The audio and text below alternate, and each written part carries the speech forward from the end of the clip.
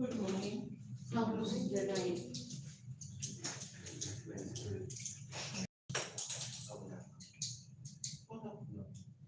No, it's okay.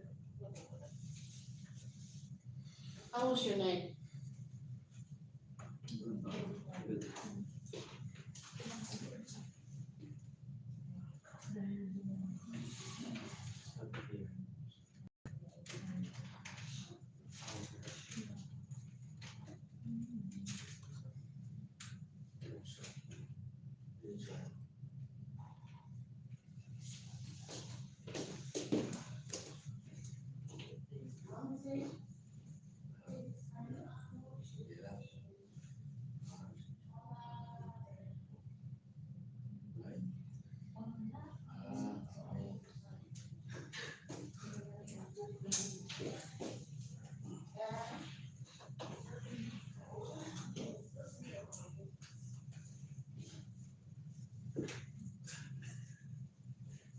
So how was yesterday? What did you remember from the class of yesterday? We discussed about the community organization. Thank you. Who still remembers something about the community nursing? Or who a community nurse is all about? It involves the delivery of nursing care and promotes education, preventing and rehabilitation, and providing care in home. I've never been to the Chinese parliament before. Parliament. They said this is how they speak in the Chinese parliament. Everybody just come and everybody group. At the end of the day, you have no idea what they are saying. Yes. Okay. Catherine, tell me. Community nursing is promotes health, preventing illness, and providing care in setting in homes and rehabilitating. Thank you so very much. Where's Frederick? I am here. When I was It's too big that I cannot. when I was in the nursing school, my friend was Frederick. Ah, yeah. Goodness, they promised.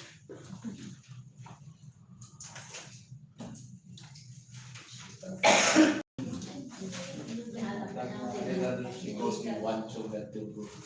Hindi ko nandito.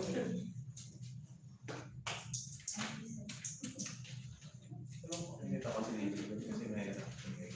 Malaki yun. It's fine, I'll take the back. Thank you. They promised they were not going to call me, but they don't keep their promises. Okay, try to tell me something about the class of yesterday. I was more intrigued by the what do you call this one, the duty hours, like the what do you call this one, 24/6 and 12/6, 12/7, and there will be times like nurses would not take care of the patient itself. Yes. Yes. So there will be times, that is why you must work with a care partner. Because on the contracts that they send, the family needs to agree to the fact that we will get the nurse a care partner. And because they agree, it's theirs to pay, not the government. The government only gives them the nurse, yes, the government only gives them the nurse, but they are the ones who provide that nurse with support. And it's by providing a care partner. And even before they come for a nurse, they should have gone to get a care partner already. And if there is no care partner, a family member of that household should be available to support the nurse. Okay, so those are the differences in the systems that we have. Okay, today we are going to be looking at the code of conduct for the healthcare system in our own setting. This is why I said today we must study code of conduct in the morning. Yes. Not when you are still, when energy is losing from your body. You need to start tackling it when your brains and everything is still very much active. Okay, and if we are going to the code of conduct and we want to start, we'll be looking at our learning objectives. What are the objectives of this course? What is the code of conduct? What are we expecting to learn, or the take-home message? Number one, we have to understand the importance of adopting this code of conduct in our practices. For whether you practice nursing in one of the villages in Kitakilaki, in my home country, you will abide by the code of conduct as well as the internal and the external policies as a nurse. Number two, what is ethics? I told you yesterday, for a decision that you make, if I want to evaluate the type of nurse you are, I will understand that your value is either high or it's low. So we are going to understand ethics. What are the ethics that we too have to live on as nurses? And we are going to continue to look at what? The need of ethics in nursing. Do we need to go get a psychopath to join the team? Of course. And that is why each and every hospital, especially if you're working to a Christian hospital, maybe the Catholic hospital or the Presbyterian hospital, you understand that their morals and that of the government hospital is two different things.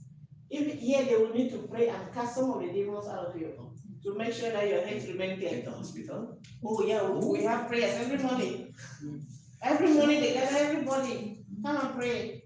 And then they'll pray, and then the administrator will come and stand and say, now, this is to thank the staffs and asking God to give them the morals and the conscience to care for them. How do you want to do from there? When you have already been casted all demons from your body. Next, we'll be looking at what? The morals, values, morals, and ethical principles, and we will review the American Nursing Association ethics. And finally, we will discuss on the legal considerations and implications in case you forgot who you are for a minute. There is always something to bring us back in line. If we already understand what the outline is, we will now be looking at ethics.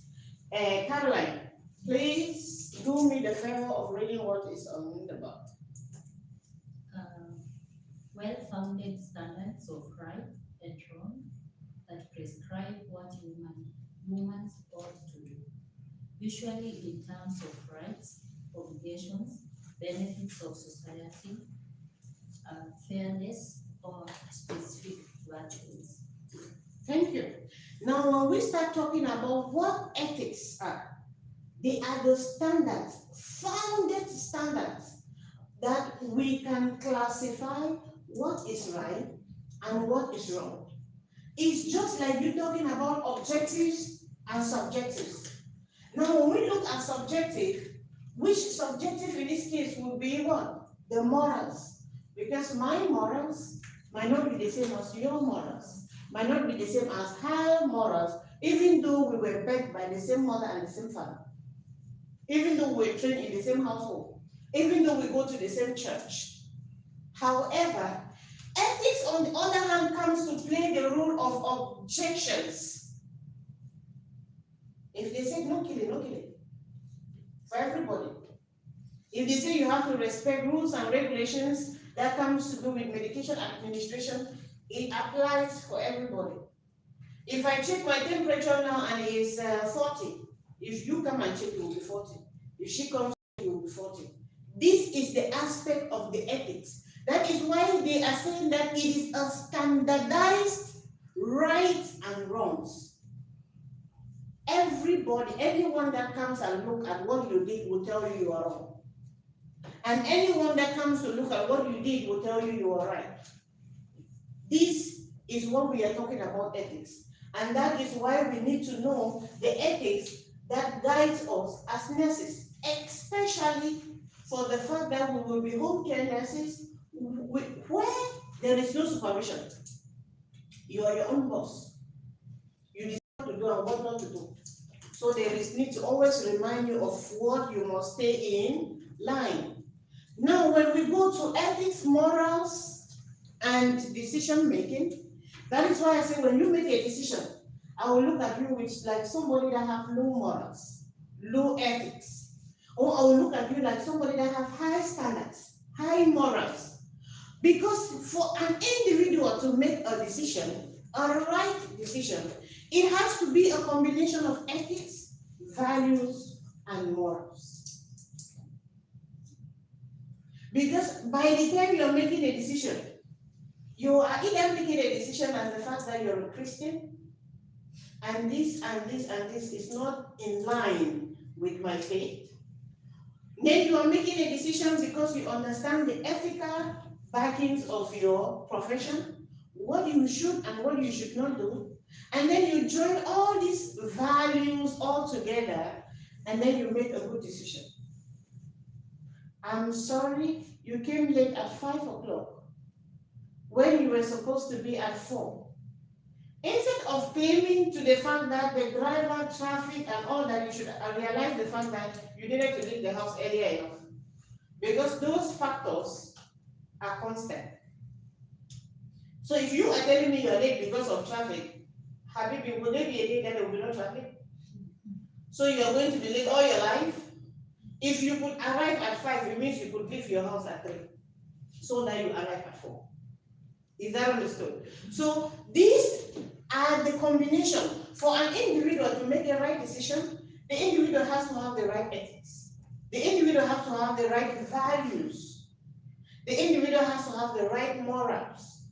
Now, the ethics are principles and policies put in place by the administration, put in place by the government, put in place by the institution that govern this particular set of people. The values is how you and I regard every other thing that happens with us. And this comes to be twisted because if you and I are friends and you do something that is wrong, I might not see it. You won't see it. No, I might not see it It makes sense, yes. because you're my friend. You just told me that I'm stupid, then to me it's okay. Now let Mr. Freddy come and tell me that I'm stupid. They will be separating us now in the police station. What is the difference between the stupidity that you told me and the one that he told me? You understand? So, because of the values that you carry for someone or for something, you will not, or you will be able to oversee some of the errors, or you'll be able not to see at all what the individual is. Okay? The reason why you are a good person, the reason why you respect people, is because you have great value for yourself and for them. Hurting someone as a nurse is directly hurting yourself. You are in Qatar. You are a nurse. You'll be taking care of somebody's mother, somebody's father, somebody's child. Who do you think is taking care of your own family? Somebody. So I always tell my nurses, whatever you do to a patient, I am multiplying it by 5 and giving it to your relatives. If you're a good nurse, I will multiply it by 5 and ask each and every one of your relatives to receive that same portion of care times 5. If you're a terrible nurse, just imagine multiplying terrible by 5. So it is the value that you put in yourself. The reflection of those values is what you give out. That is why somebody can be so depressed and they kill themselves. They have lost value in themselves. They don't see the reason why they should be living. They don't see the reason why they should be productive. So the only thing you will receive from this individual is chaos. Somebody tells you, I'm not afraid to go to jail. Of course, do you think they'll be afraid to kill you? No. And when you now come to the morals, this is our upbringing. It lies in what our parents, the society, and the community that we grow in let us believe. I say you are a Christian because you grew up in a Christian home, because you grew up in a Christian community, because you were supported by Christian parents right up to now. It's not a privilege. It's because you were brought up in it. If your father and your mother were Muslim, if that community was a Muslim community, you would be a Muslim. Does that mean you cannot change? You can change. Now it will be your decision. Whatever was impacted to you, you had no decision over it. So these morals will now come to play to back up the values and the ethics and bring you to a stand and a clean point to be able to take a good decision that will be beneficial for you and for the people around you. Is that understood? Okay. So now let's look at what value on its own is all about. I'm not seeing your letter. Theresa, please read. Values, they are the basic beliefs that the individual thinks to be true. And It's okay. Values are the basic beliefs that an individual thinks to be true. It has nothing to do whether the general population thinks it's true. It's subjective. It's me believing that what I've done is true, is right, is okay. And you can only judge from your own point. You stay with a patient and the patient said for the fact that you just sat for 1 minute is wrong. This is her beliefs. Okay? It might not be completely wrong, but as long an individual believes that whatever they are doing is right, they are going to go in for it, even if that thing is wrong. Because somebody believes in something does not mean that thing is generally right. It can be wrong and they still believe that is right. Now we go to ethics. Sherry, please tell us. Ethics are guidelines or rules that are set for a society or an organization. They are rules that are set by an organization, by an institute, by a country to govern the people. And this is what you must live by. And this is what, if you derail from its path, you are going to be punishable for.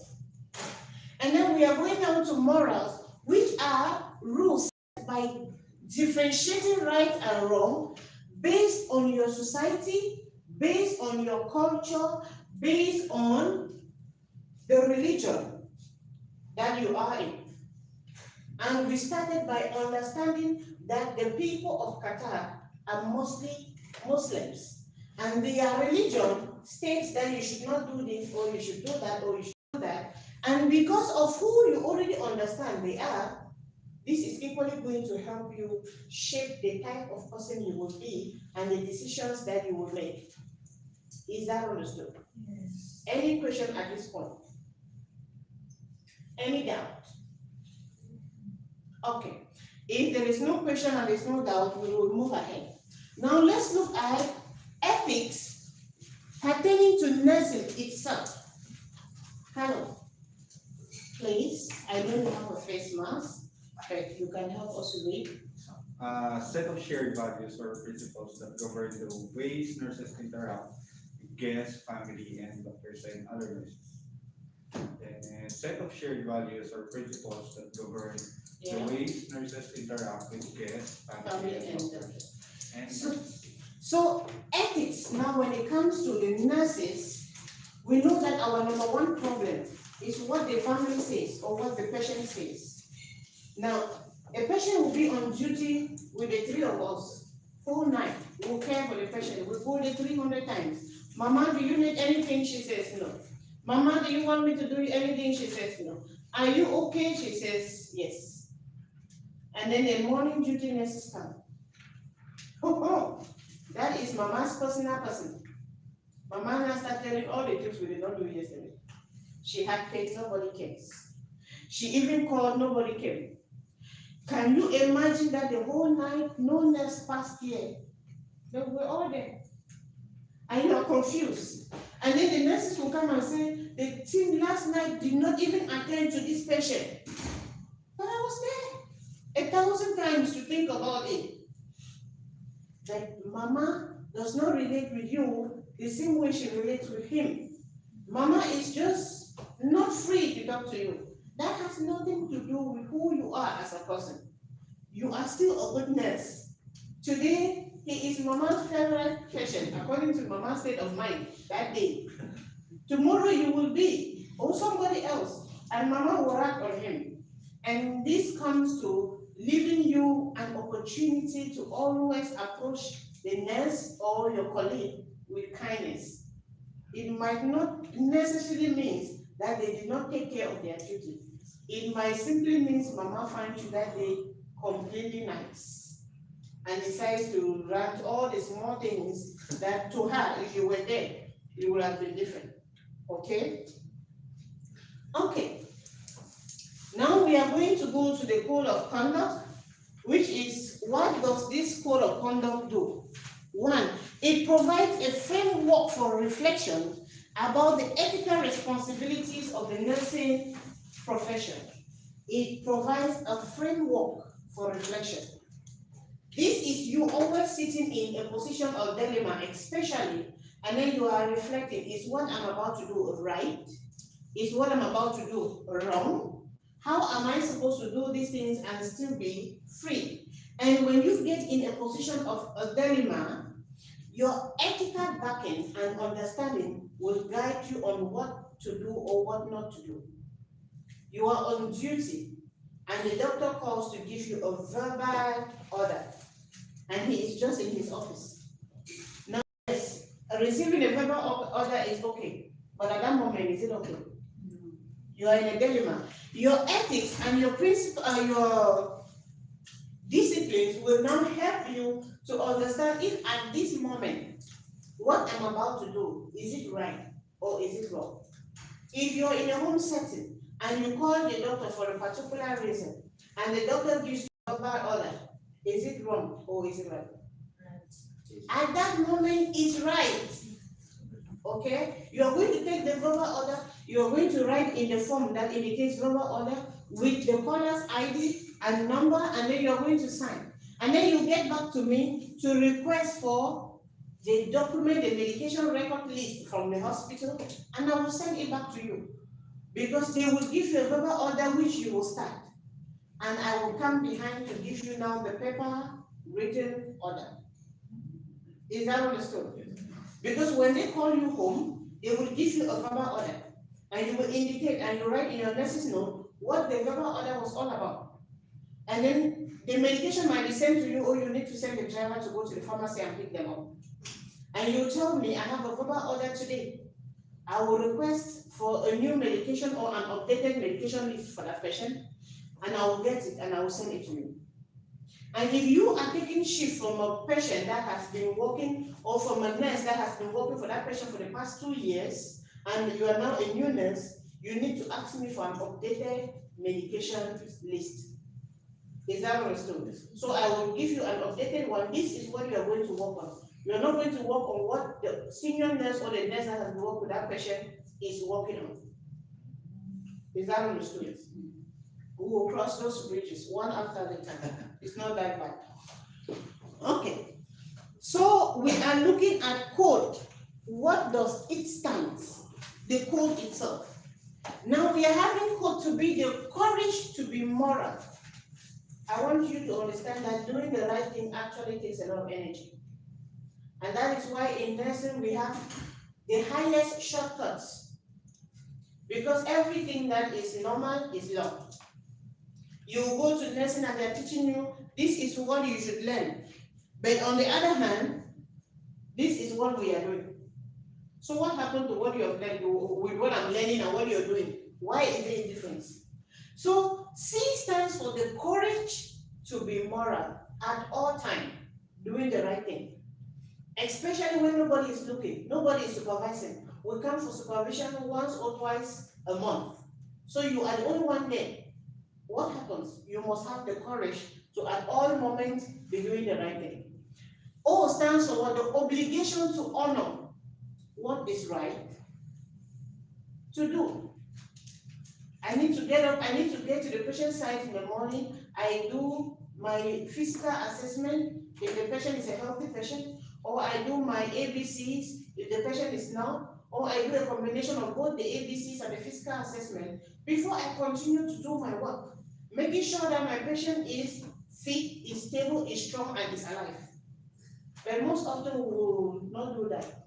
We'll get to work, we'll take our vitals, yalla, we'll continue. Is vitals the only thing that you should be doing? Assessment. It's not. Imagine that the person that beats the patient is a night nurse, and then you're coming as a morning nurse at 11, and you do no supervision, nothing. You carry on with your duty to the end of the day. Why the patient had developed bed sores 2 days ago, you don't know. And then when I come now, after day 3, I come for supervision. I'm asking you, when did this occur? I don't know. Who should know? Me who is coming? You are the nurse for the patient and you don't know what is happening with your patient. So how do I know I who is coming to supervise? And then we start opening and over. It will become negligent. And so you know negligent is punishable. Understood? D stands for what? Danger to manage. The fear of the fact that you do not know is in a dilemma of the things that you are doing, if they are right or they are wrong. And that is why you must be knowledgeable enough to understand. Especially when the quality will come giving you notes on when and where to open an over. If you miss an over that you are supposed to open, and then they come for supervision and discover if you're in trouble. Is that understood? So when they say you open an over for a miss for, understand exactly what a miss for is all about. Where is the miss for? If I come in and I met my patient sitting on the floor, Mama, what happened? I just felt dizzy and I sat. Is that supposed to be a miss for? Without understanding, is that supposed to be a miss for? You have no idea. Now, if I come and I'm with my patient, upon lifting the patient, she fell. Is that a fall? Yes. Now, let's say upon lifting my patient, or my patient wanted to stand up and she almost fell, but I held her. A misfall. So you will need to understand where and what I am supposed to do at what time. There will be times that your patient refusing medication is not a problem. Again, there will be times that when a patient is refusing the same another medication, it becomes a problem. So what's the difference? You need to know. There will be times that because the patient refused a medication, you open an over. And there will be times that even though the patient has been refusing a particular medication, we don't need you to open an over. So you will need to understand. You need to be able to judge for yourself which scenario is this and which scenario is this and what am I supposed to do at this point in time. All these things will be explained to you one after the other. Okay, we go to E. And E stands for what? E stands for the expression and the action. What action do I need to take to maintain integrity? If your family has already trusted you to care for their mother or for their father, they are expecting that that person that they already gained trust in should be the same person from January to December. Now, if something ever happens and they lose, and you lose your integrity, and they lose trust in you, you will just be complaining every day of what they did or what they did not do. Because now somebody will just come and see you standing, why are you standing? Somebody will come and see you sitting, why are you sitting? Somebody will come and see you eating, why are you eating? So it will now become a problem upon problem. But what you do not know is that you lost your integrity because you did something that was not right.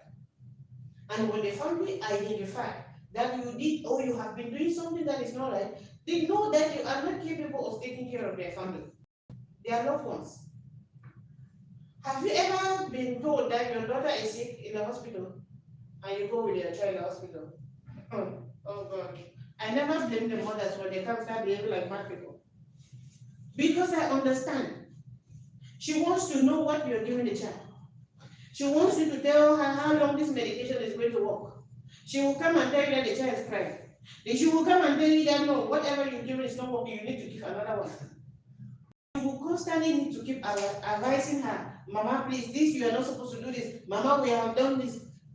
But it's not their fault. It is the same way these people giving you their father, their mother, their sister, their child is behaving, is feeling in their body. Because they don't know if you are capable of caring for that person the same way they will want you to. And when they notice that you are now able to care for their mother, they will love you as much as they love their mother. And then imagine losing your integrity for someone that has already gained trust in you. Getting it back will be so difficult. Is that understood? It is easy to gain their trust in the first trial, and when you do that, keep it. Hold it precious by caring for their family in such a way that the son will say that I want to travel. I've not traveled for a long time because nobody could take care of my father or my mom. Now I can travel because I trust in you. Okay. So, yes, my dear. Can we allow question? Are we allowed to raise question? Yes. Alright. In the letter Imam leader to marriage, like for example, if the patient we handle is there's in our assessment there's bruises or let's say bed sore, who are the one we are going to notify mom? Okay. Now, first, you took care of a patient that has good skin. The skin was healthy, no broken skin. And after you started caring for that patient for 1 week, let's say that this service is a 12 on 6. Now, when it is a 12 on 6 service, it means that the care partner is caring for the patient when you are not there. Yes, that's correct. And it means that there is an off day that you are not there. So you came back after you're off, you realize that mama is having bruises. This is a call for concern. But you are not just going to inform me, you are going to do your investigation. Alright. I will go The for same it. way you are going to assess, diagnose what is wrong, and then you plan, and then you see, and then you come back now to give me the information. It's the same way you're going to go to this case. Now you see that your patient has a bruise. And what is the pattern of that bruise? Does it look like a fall? Does it look like a slap? Does it look like a bed sore is about to develop? When you identify the pattern of this bruise, if I give you 5, like a good slap, you are going to have my 5 fingers on your back, right? Yes. Now you understand what I'm saying? So when I meet that bruise, I know that this bruise is as a pattern of an angry somebody. Okay, I will call my care partner. How are you today? I just want to ask you, when is the last time you cared for mama? This morning, yesterday, in the night? Because this is me coming in the night, in the morning, at 8. Maybe she's finished since 8 yesterday, came back. And she'll tell me I was here in the morning. Okay? So what did you do when you were here in the morning? Maybe I tidied and I kept the whole place. I wish to ask you, there is a mark on mama's back. Have you seen it? Now, this is me taking her off guard. This is me investigating like a journalist or like a surgeon. Yeah. Okay. Doctor. Yeah. This pattern, where did you notice that? And she'll tell me, actually, yes. I saw it yesterday, or I saw it in the night, or this morning. Oh, that means I'm not the only one that saw it. So what happened? Let her give me the explanation. I'm not accusing her. Now, look, my approach is not accusation. Yeah. Because when you accuse, you both will start fighting and you will forget the goal. At the end of the day, you don't know what happened. I am going to pamper her to telling me what happened. So you saw it yesterday, what happened? Did you equally just notice? Or something happened yesterday? I'm sorry, when I was trying to leave mama, since I was alone, so I think I put a lot of force on mama. Okay. I discovered, upon taking over service this morning, I saw that mama has 5 finger bruises on her back. And as per the care partner, when she was lifting mama, she used a lot of force. And then you tell me. Now when you are coming to me, you have the complete information of what I need to know. we are going to open an offer that the care partner has so much force that her 5 fingers is now drawn on the patient's back. Is that understood? Yeah. And we are going to send this over to HMC. Because when you do it and send to me, I send it forward. It's a journey. And when they assess and know what is actually happening, because they too will do their investigations, and then they will get back to us either to close the case or to take actions. Yes. And let's say that is a bed sores that is developing. And when I arrive in the morning, Mama or Baba's diaper was completely soaked. The bed was wet. So when I took over shift, I realized that Mama or Baba is having this amount of urine and the bed is soaked and not everything. When I cleaned her, I discovered that she's now developing bed sores. I need to indicate that and that is why the first thing you write on your page in your nurse's note is how you receive the patient. Yeah. The state in which you receive the patient. If the patient was sleeping, the patient was eating, the patient was in the toilet, I need you to tell me how you receive that patient. I received the patient with a very wet diaper, dress wet. According to the care partner, nobody changed Mama since yesterday. And now I have an occurrence of a bed sore. So we are going to record and we are going to open an offer. Okay? Now let's take it in a situation that there are 2 nurses that are working morning and night. Now when you have 1 nurse, you can make an excuse. You can play around it. Even whether you are the cause or you're not the cause. Because this indicates what? There are 2 individuals that are training or are caring for this patient, or the family. But let's say there are 2 nurses, 24/7. If anything at all happens to that patient, the 2 nurses, you're going in for it. Because, of course, this patient has practically been given to you to care for. The family will only be involved in understanding what is the progress or what is going on now. But the 2 of you are the ones that are caring for that patient 24 hours per day.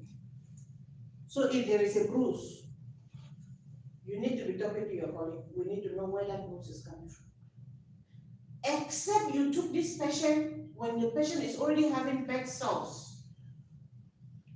Except we know that this patient is like one of our patients that is almost 100 years, that is having very soft skin. I can understand if I see redness, that indicates a little bit of trauma. But that patient should not have any bed sores. That is why the 2 of you are there. You should be caring for the patient, turning, massaging, making sure that the skin is good. If you make that patient have a bed sore, it's for you. You and you caused it. That is why you are being sent as trained nurses. If not, they can get anybody from the town of Qatar and send them. It will be more cheaper. Do you understand? So this is where this comes from. You as the nurse have to be able to identify when something is going wrong. The patient might be abused. And you should identify it. Now, if you don't identify an abusive patient, and the case manager comes for supervision and identify that something is going on with this patient, then you are an accomplice. Is that understood? And being an accomplice in the court of law is as good as committing a crime. Okay, let's look at what the International Council of Nursing and the American Council of Nursing has to tell us with regards to being a good nurse.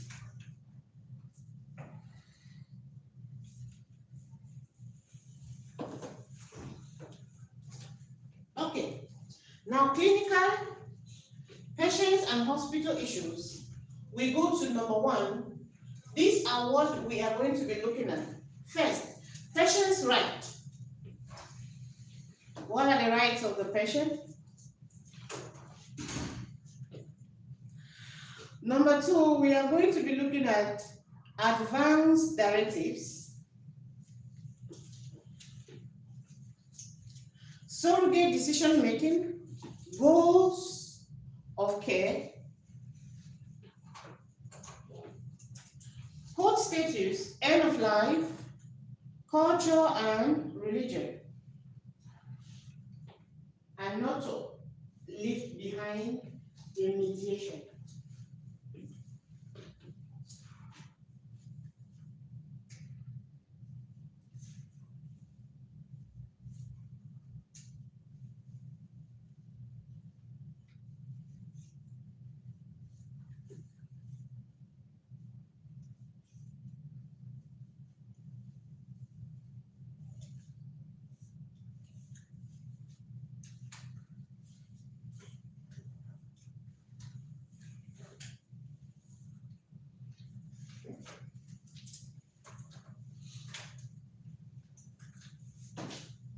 Okay.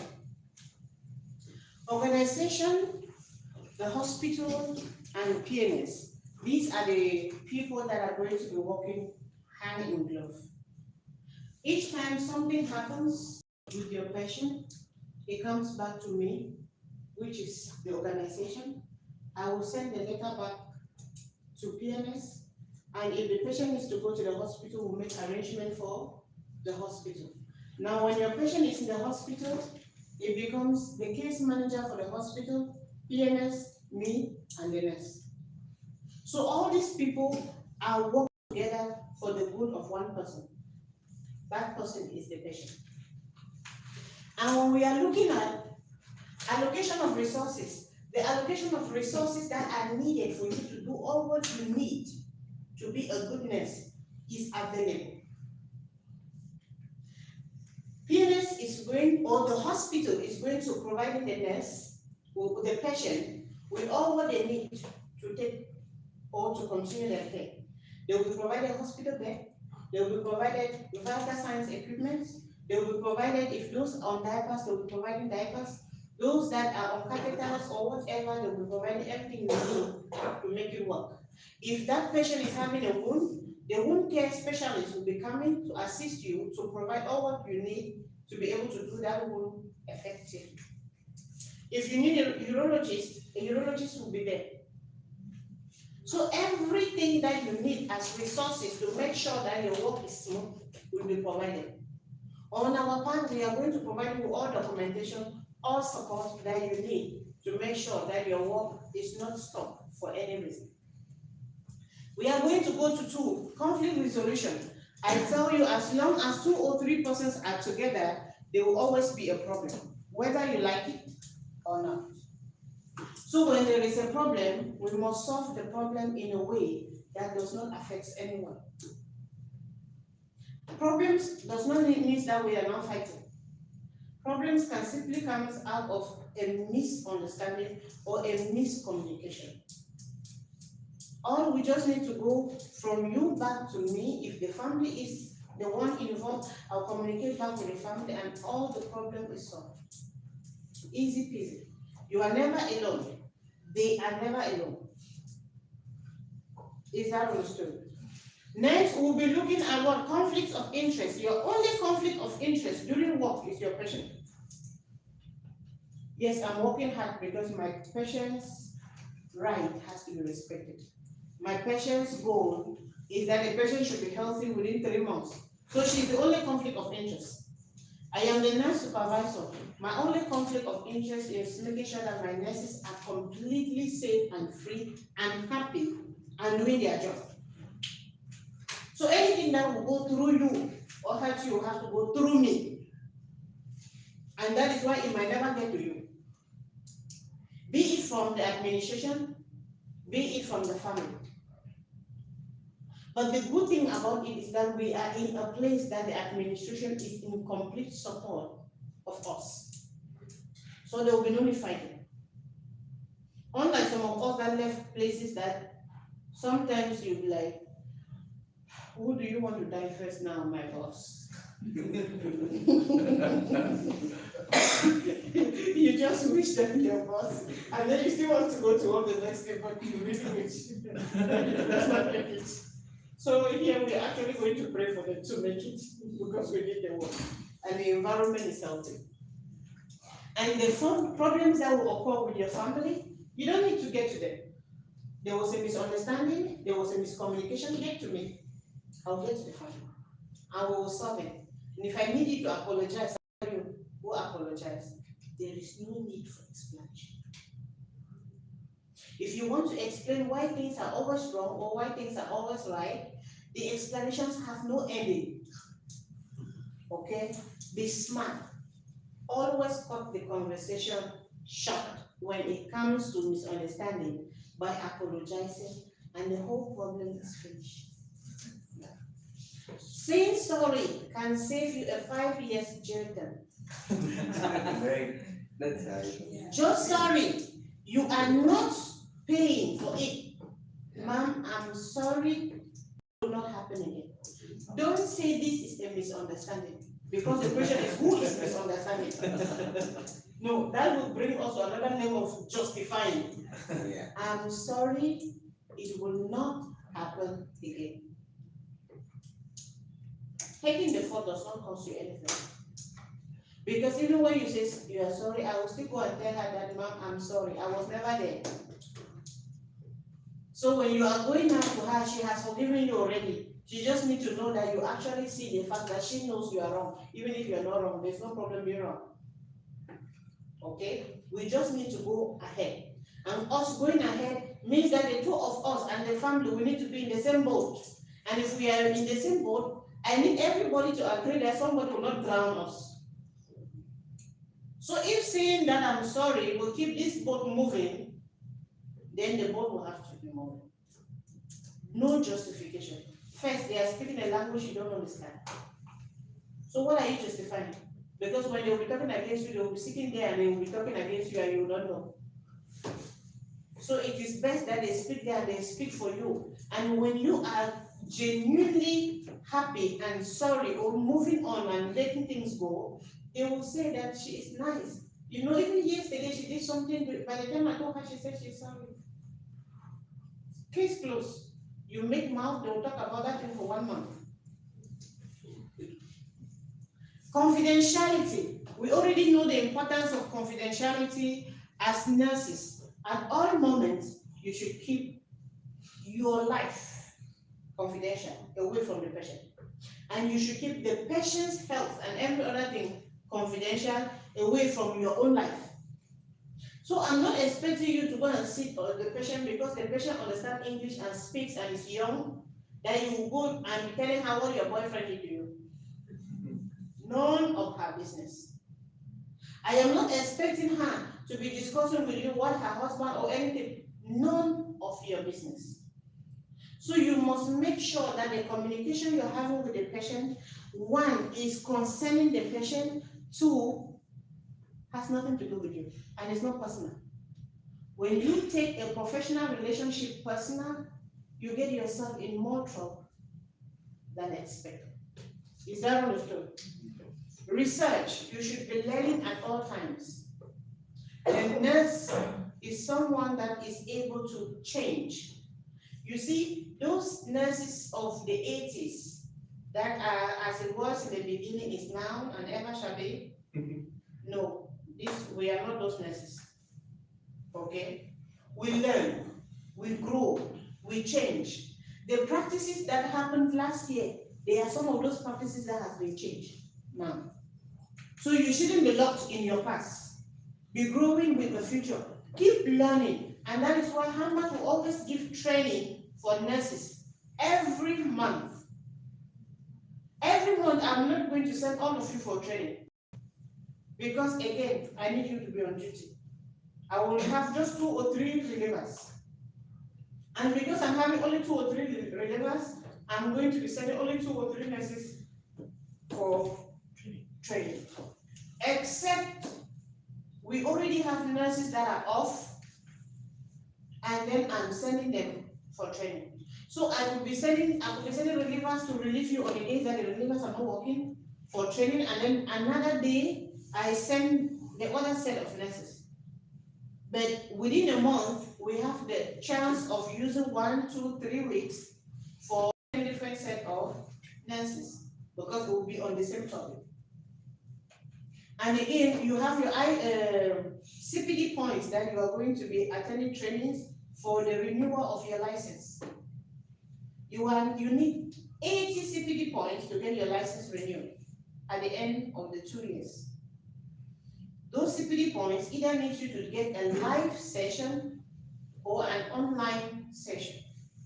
And you'll be attending those sessions, accumulating those points so that at the end of the year, you'll be renewing your license. Is that understood? And I am not in charge in reminding you that your car that you're driving, that the license will soon expire. Okay? You are the one who is a nurse. They are your license. I am expecting you to take full responsibilities in what happens, and before 3 months to your expiration date, I will be asking you, are your CPD points ready? Don't tell me no. The only answer I want to hear at that point is yes. Is that understood? Okay, public actions. We are going to go now to be looking at what? How this ethics protects you, the well-being, your well-being, and the well-being of the patient. When we talk about ethics and its protection to you and the patient, is looking at it now. My patient wants me to prescribe her a medication. Will I do that? I am not permitted. I'm not licensed. I am not licensed to prescribe. This is the work of a doctor. So I'm going to tell her, ma'am, I'm sorry. It is not in my code of conduct to prescribe you a medication. So we are going to call the hospital and we are going to seek advice.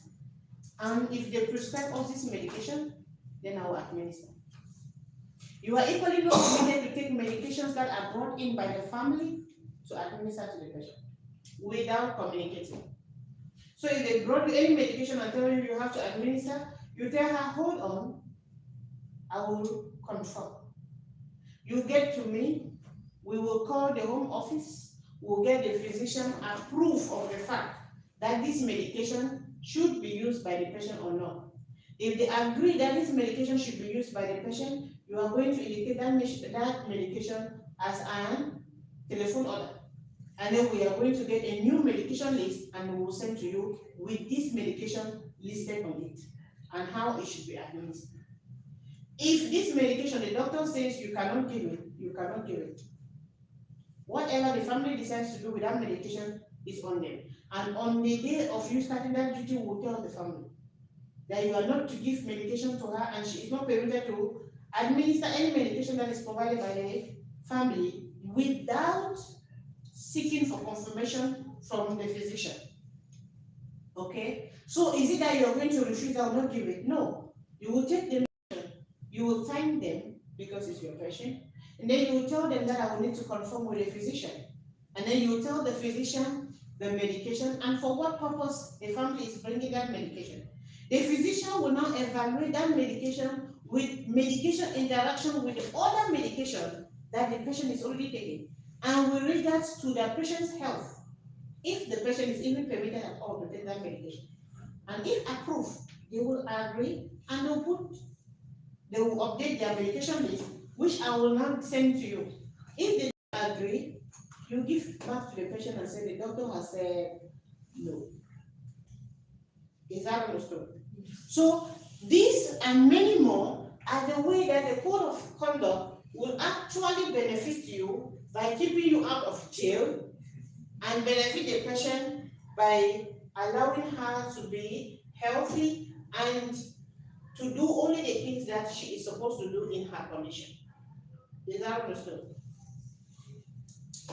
Now for the nurses, I have spoken about the patient, what the patient should do, what we are doing. Now this is for a nurse. This is for you. The nurse should be competent. That is the first criterion. And that is why you must pass the competency exams before we even ask you the next further question. The nurse should be a competent nurse that is sent to the family. Number one. Number two, the nurse should have compassion. I should see compassionate caring. I should see you talking with your patient with an understanding, with empathy of their situation. And when we leave from there, I should meet a nurse that is interested in caring for their patient without requesting for heaven on earth. Because you don't tell me that no, I cannot care for this patient needs oxygen, the patient needs to be placed on what. If your patient needs it, it will be provided to you. There are patients with tracheostomy, there are patients that are oxygen dependent, there are patients that are with all sorts of devices and at home, because we can't keep them forever in the hospital. Is that understood? Next, the nurse should be selfless. I should see you going extra miles in doing things that benefit your patient. Number one, study, learning new things, learning new diets that can help your patient gain or lose weight, learning new different type of diets that can help boost your patient's immune system, boost your patient's blood level, boost your patient's confidence. I should see you learning new strategies that because my patient is obese and she can't even move one leg, let me see exercises that are fit for someone that is this big. Even though she's seated, but she just keep moving her hands. And by the time she does it 3 times a day, do you know how good she will feel at the end of the day? I should see a nurse struggling to learn ways in which she wants to help a patient that cannot sleep. This is you being selfless. Now, trustworthy. You should be trustworthy. A nurse that have a conscience. You should be able to identify right from wrongs. An intelligentness. Intelligent, knowledge-wise, clinical practice, emotional, psychological, and moral, intelligent. That is why I told you when I was investigating the care partner, I was not accusing her. I was investigating. I'm going to go with her until I'll get the answers that I need without necessarily offending her. Because at the end of the day, she may just be as innocent as you. And then you already accuse her, so how do I solve that problem? I will not be solving the bruises that I'm seeing now. I'll be solving the fact that you already offended the care partner. That is too much trouble for one person. So you will do it intelligently and still leaving them feeling good about themselves, even though you know what you've taken. You have already diagnosed the fact that this is not negligent, this is just the skin of the patient. Or you've diagnosed the fact that this is actually negligent. Of course, you don't want to accuse somebody that is suffering, that is treating the patient bad, of negligence, right? Or of abuse. If they could abuse the patient, they will go extra mile to abuse you, to keep it under the wrap. So you must be brilliant enough to solve that problem right to the end, that they will just realize at the end of the day that actually it was an investigation, without necessarily making it look like it's an investigation. Next, practical wisdom. When you're intelligent, you're able to apply your wisdom. Humility, courage, and integrity. When we go to humility, I do not want to see a nurse that because you're a nurse, you go to duty and you start policing the care partner. No, that I cannot take that. You get there and you will still treat your care partner with respect, the same respect that you give your patient, the same respect that you give your patient's family. Because I need you to work in collaboration with your care partner to be able to care for this patient. Not you alone, not her alone. The two of you have to work together. And if the two of you have to work together, you must respect and love each other. Is that understood? Okay.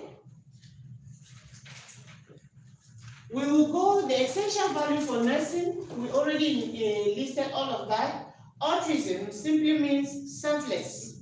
You are able to do selflessly. Autonomy, you should be able to walk and take decisions that benefit you and the patient. Okay? So I should not get you calling me at every moment, this happened. So what should I do?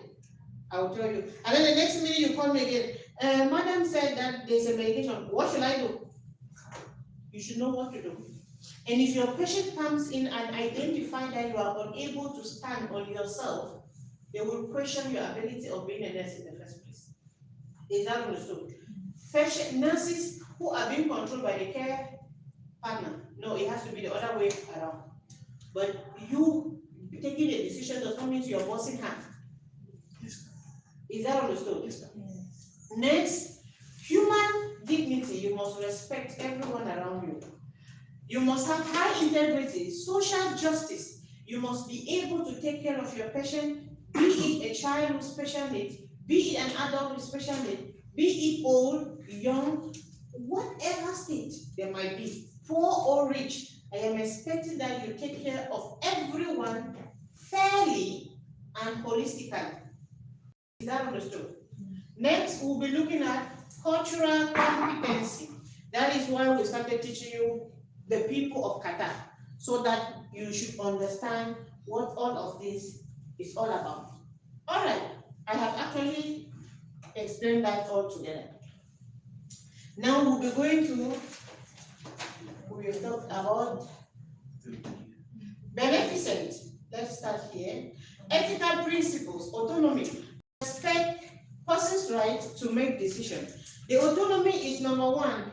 We have autonomy for a nurse and we have autonomy for the patient.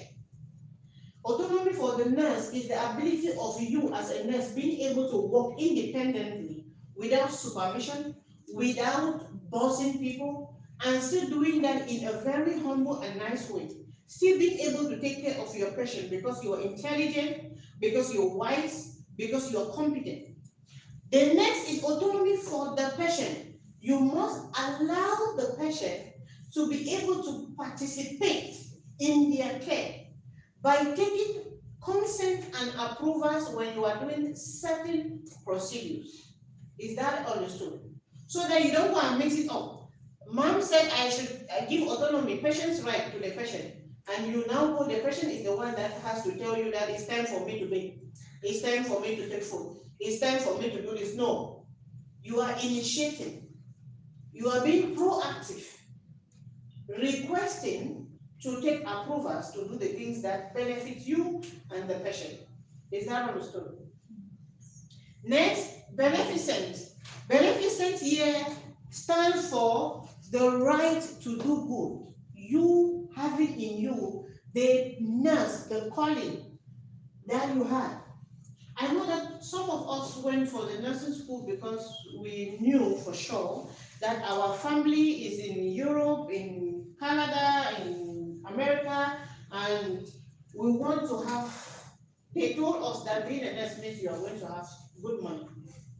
Well, you had the money, but where's your sanity? So you are going to exchange something for something. Yes, you might come into the field because you wanted to get good money. So you will be paid the good money, and we are expecting you to do the job for which that money is worth. Let's say that you receive a call to be a nurse, to serve humanity. You are serving humanity. I should expect the fact that though the load is much and the salary is low, because someone that is called, the salary is never good enough, you know? Salary is always low. Though the salary is low, I am expecting you to respect the call for which the Lord has given you, to go and serve humanity and do it right. Don't tell me that because my patient is a demented patient, a patient or psychotic patient, now I'm demented and I'm psychotic. Only the patient is sick, not you.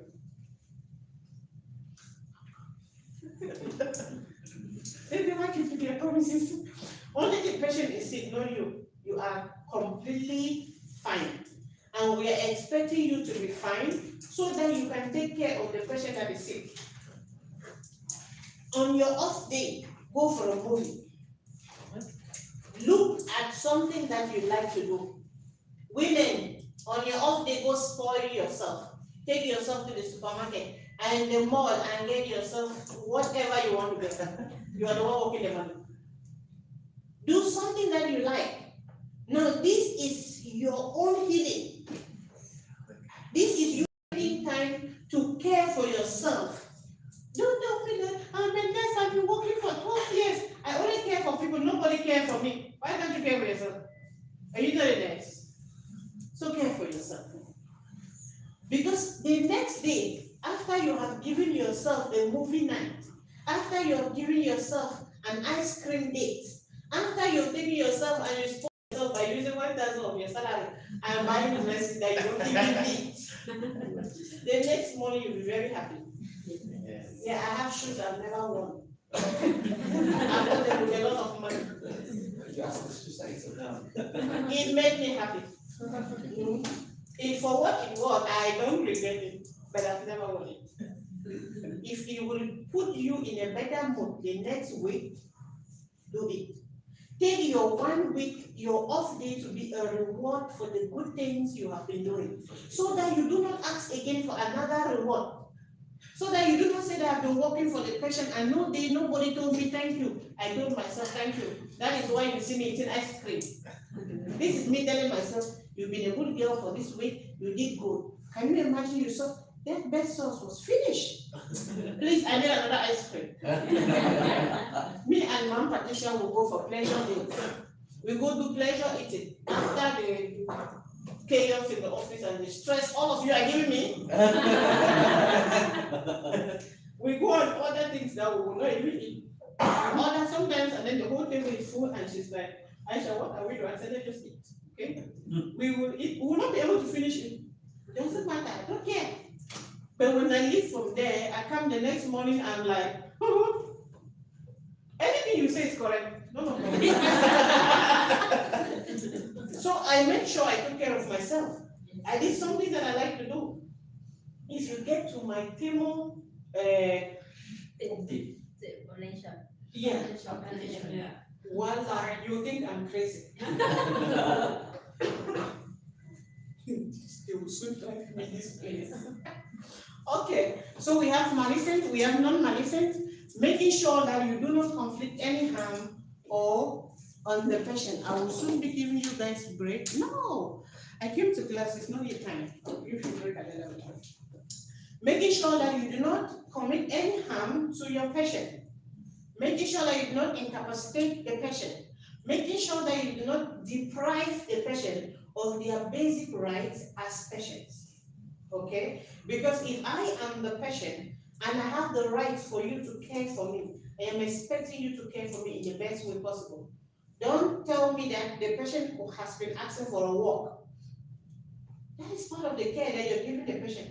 That is why we are doing person-centered care. If that was too much, we would have put you in a hospital so that you can take care of 4 patients at the same time. Okay? So do not do or cause any harm to the patient.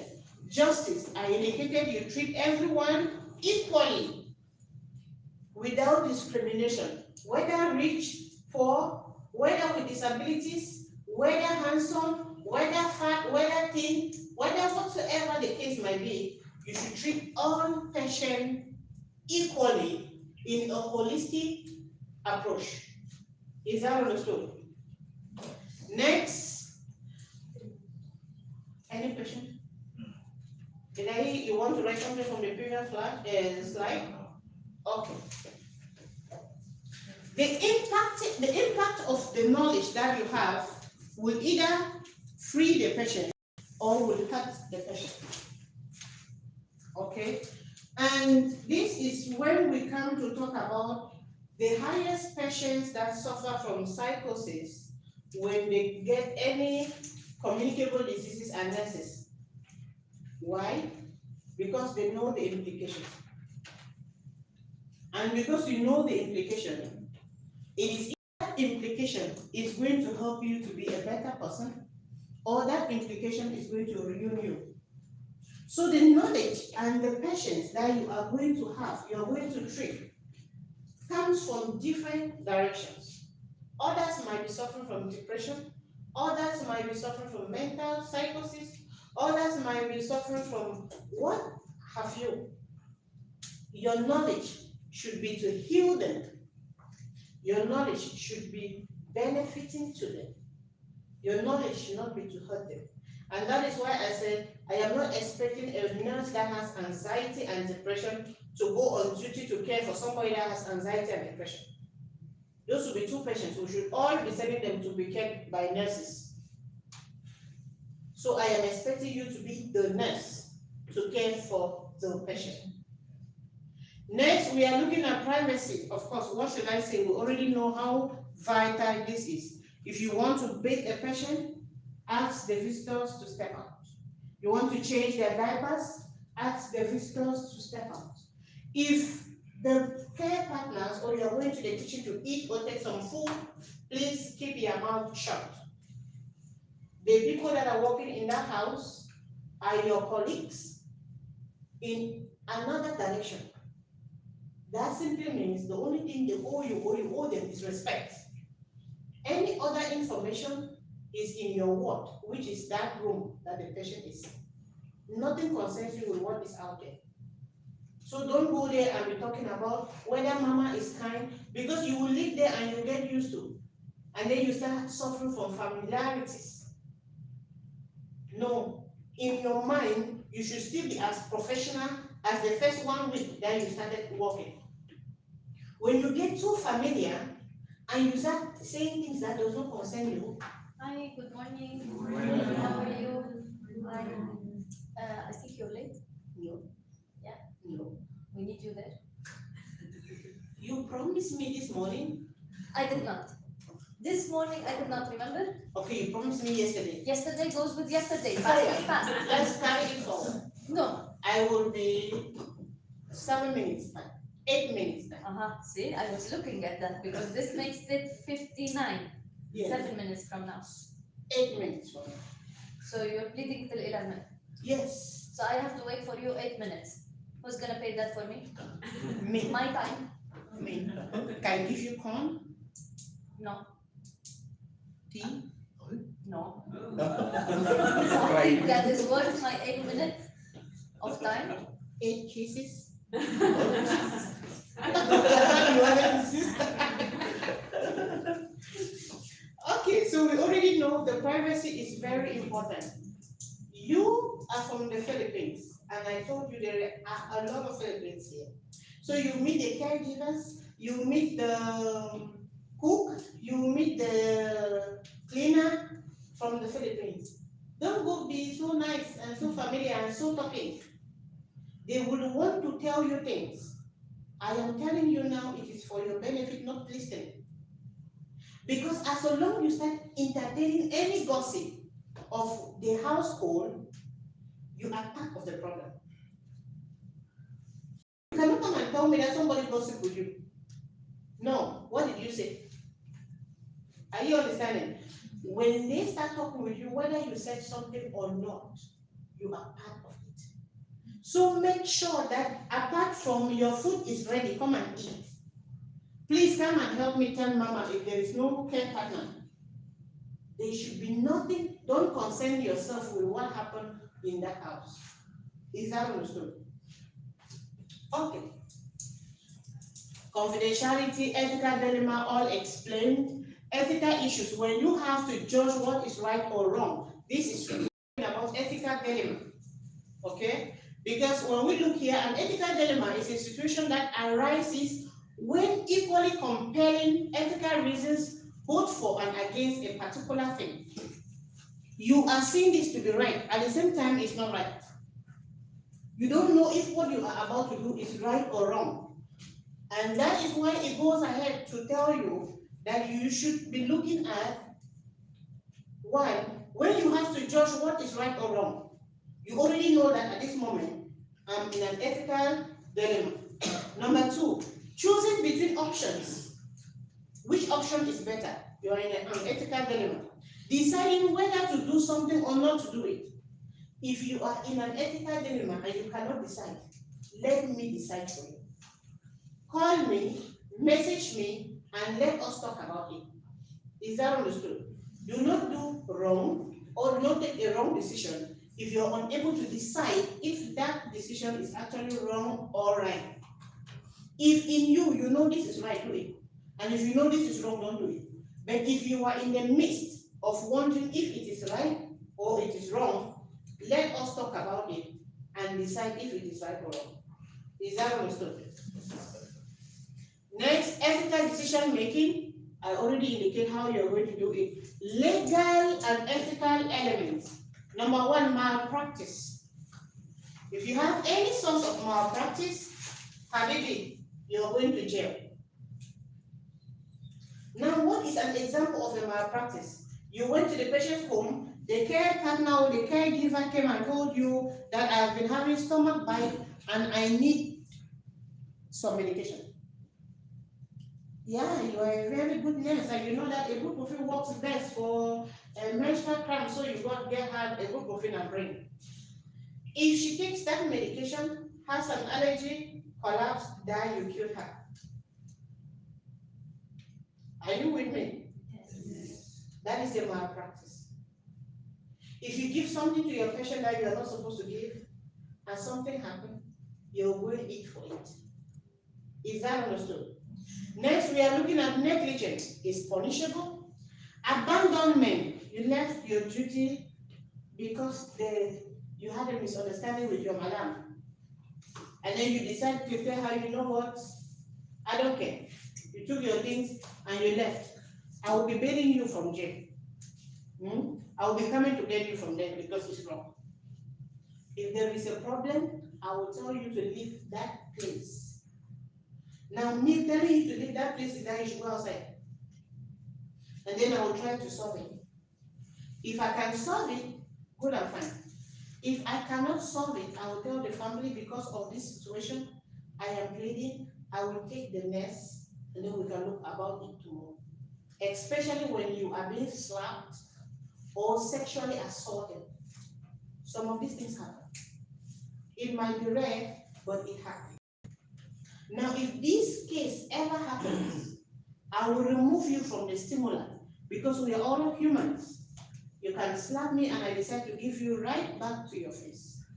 So to avoid any chaos, I'll tell you to take yourself out of the stimulant and you wait outside. I will make those calls back and forth. If it does not work, if I don't understand, if this is completely wrong, I will be sending you a driver to take you out of the patient with the understanding of the family and with fairness. Because I will tell them right now I'm taking out my nurse from that home. Is that understood? But you leaving it and going without any information could put you in really problems. Is that understood? Next, a felony or a misdemeanor. A misdemeanor could be an assault. You got high, angry, and then you slapped your patient. You'll be under a misdemeanor. This is an offense that will lead you to 3 months to 1 year in jail with deportation. Of course, I'm not talking about termination because if you're already in jail for 3 months, you are terminated. There's no need talking about termination. Termination is so small. We have passed that level already. Now, if you happen to do something that led to that patient's life out of an error that you did, you went on Friday night because you were off, you decide to go drink your alcohol, now you're drunk, or you go to duty and you start seeing 5-5, then you decide to give the patient continuous insulin, and something happened really bad, you'll be serving a lifetime jail in Qatar. You know what that means? That means you don't have your mother to even visit, your father, or anybody. You will just be cooling your temperature in the prison of Qatar for life. That is why I say nursing is about struggling to take care of a patient and at the same time making sure that you are not in jail. Okay? So no matter what happens, never get to a misdemeanor never get to commit a felony. Those two, I cannot even intervene. Is the company cannot do anything. Now you are dealing with the state. Next, unprofessional conduct, assault or battery. Please do not get yourself in any of these legal system. Abuse. Abuse does not just go between you abusing the patient can abuse you. In either case, it is not acceptable in any way. You will be removed from that family. Negligence, malpractice, emotional negligence, all this has been explained. So we'll be going now to American Association and their code of conduct. You take break, eat something, drink something, and then we'll talk about this. These are just few steps, or these are just readable steps that is just the same standards that is being applied everywhere, and we'll be talking about the same things, which I don't even think I should be talking about here, because I've explained all of this in details. What a nurse is all about: responsibilities, accountabilities, duties, nurse practice, advancement of professionalism, establish and maintain improving health and environment, collaboration with healthcare workers. Of course, all this has been explained completely in details. And now we will go to disciplinary action. I think this is where we'll continue from there, because I explained all that already. Is that understood? Yes.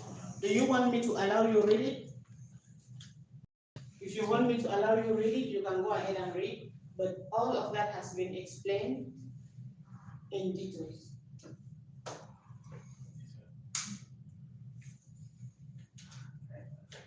One person read the line onto the pen, and when we are back, if you have any question, you can ask me. If you don't have any question, we'll come just to give you a hint on the disciplinary actions that could be taken, and depending on what, and will be done for this course. If I don't go, Ma'am Patricia will be sending me back home.